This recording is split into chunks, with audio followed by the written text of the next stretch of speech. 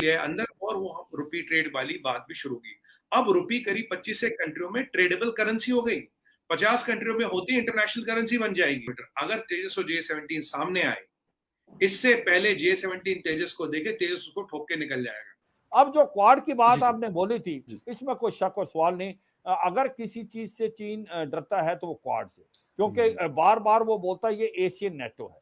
क्यों बोलेगा? बिल्कुल। अगर भारतीय सेना के आधिकारिक ट्विटर हैंडल एडीजीपीआई इंडियन आर्मी ने 25 सेकंड का एक वीडियो जारी किया और साथ ही बताया कि उत्तरी सीमावर्ती इलाके में भारतीय सेना ने एयरबॉर्न एक्सरसाइज की है, जिसमें एरियल इंसर्शन और रैपिड रिस्पांस कैपेबिलिटीज को परखा गया है।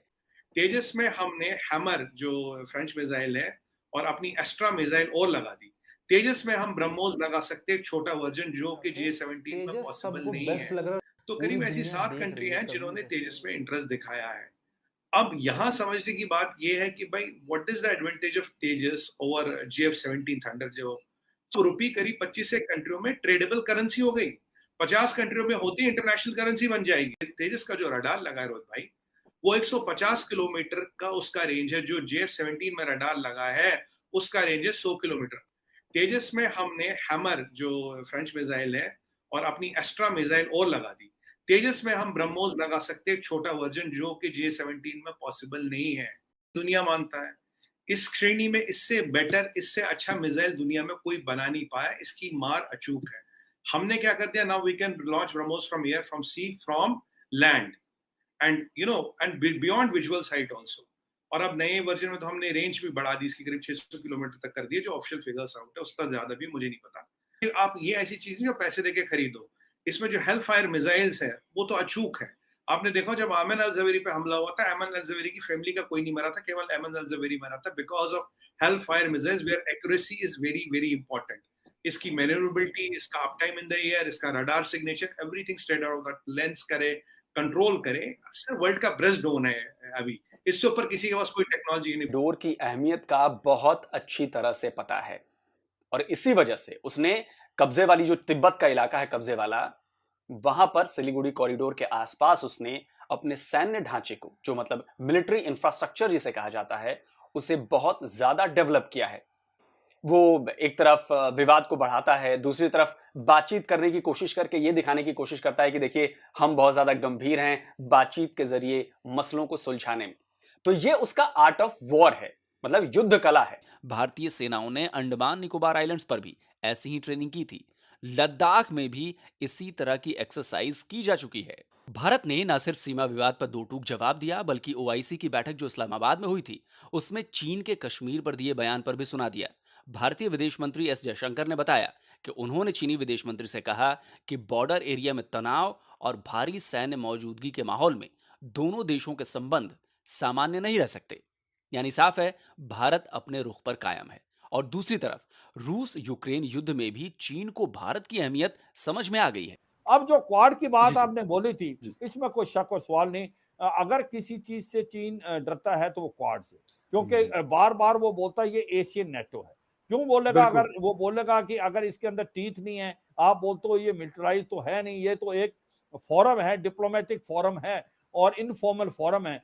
मगर इसके जो 3 प्रिंसिपल हैं, जो एक है मेन चीज कि फ्री, ओपन और इंक्लूसिव इंडो पैसिफिक, उसमें 3 प्रिंसिपल हैं: freedom of navigation, rule based international order, maintaining territorial integrity and sovereignty of all nation including minor island nation.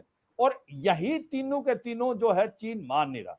चीन विस्तारवाद गतिविधियों से पूरा का पूरा साउथ चाइना सी अपने नाम करा लिया है। 70% आप उसका एक्सक्लूसिव इकोनॉमिक जोन में है।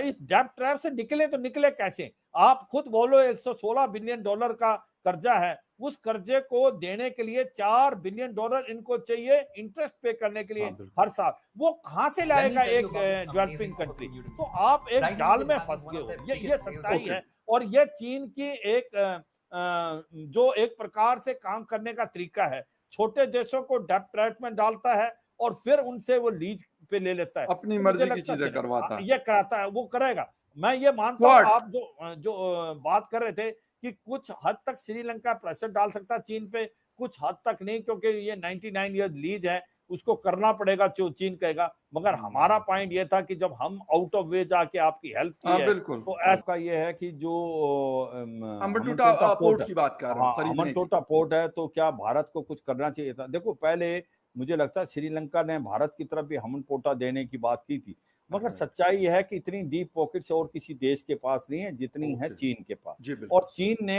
ये श्रीलंका ही नहीं, आप देखो पाकिस्तान में, आप देखे बांग्लादेश में, आप देखे नेपाल में, ये चारों कंट्रियां अब फाइनेंशियल क्राइसिस में हैं, क्योंकि ये जो बेल्ट रोड इनिशिएटिव में जितने भी प्रोजेक्ट आए हैं वो पॉलिटिकली ज्यादा जो एक प्रकार रीजन है, ना कि उस देश के रिक्वायरमेंट है। अभी आप जैसे कह रहे थे फकर कि भाई अमेरिका का अपना इंटरेस्ट, हाँ मैं मानता हूं अमेरिका का अपना इंटरेस्ट, पर श्रीलंका को ये पता होना चाहिए कि अगर आप अमेरिका के साथ अभी दुश्मनी करेंगे तो आपको आईएमएफ से तो लोन मिलेगा नहीं, बिल्कुल, क्योंकि आईएमएफ से अगर लोन लेना है तो अमेरिका से दोस्ती करनी पड़ेगी कि भाई आप डेब्ट ट्रैप से बच के रहे हैं चीन के। इसी प्रकार से आप देखें नेपाल के अंदर भी हालात खराब हैं। तो ये सच्चाई है कि ये मॉडल बेल्ट रोड इनिशिएटिव का फेल होगा, क्योंकि आप कोई भी हमारे जो गरीब देश हैं अगर वो इतने इंटरेस्ट पे लोन लेंगे तो वो लोन कभी वापस दे ही नहीं सकते। तो इसलिए ये समझना पड़ेगा, और अब कुछ देश समझ रहे हैं। आप मलेशिया देखें, उसने अपने प्रोजेक्ट कैंसिल किए। आप बांग्लादेश ने भी, जब शेख हसीना की गवर्नमेंट ने अपने जो काफी प्रोजेक्टों को बंद किया, तो मेरा मतलब यह है कि ये जो बेल्ट रोड इनिशिएटिव का हिस्सा है, जितनी कंट्रियां जो गरीब हैं, डेवलपिंग हैं, वो सारी डेब्ट ट्रैप होंगे। 78 कंट्रियां हैं जो कि आज चीन के डेब्ट ट्रैप, क्योंकि आप देखें जेवलिन है, आपकी मिसाइल है, स्टिंगर मिसाइल है, स्विच ब्लेड ड्रोन्स हैं। मुझे लगता है आप अगर देखें जो यूक्रेन और रूस की लड़ाई, जिस हिसाब से रूस के ऊपर बहुत ज्यादा नुकसान हुआ है, एक छोटी आर्मी उस पर इतना नुकसान नहीं कर सकती। बहुत बड़ा नुकसान हुआ है इकोनॉमिकली भी और मिलिट्रीली भी। नो डाउट प्रकार से वेपन दिए हैं और नुकसान मतलब आपको इमेजिन नहीं है।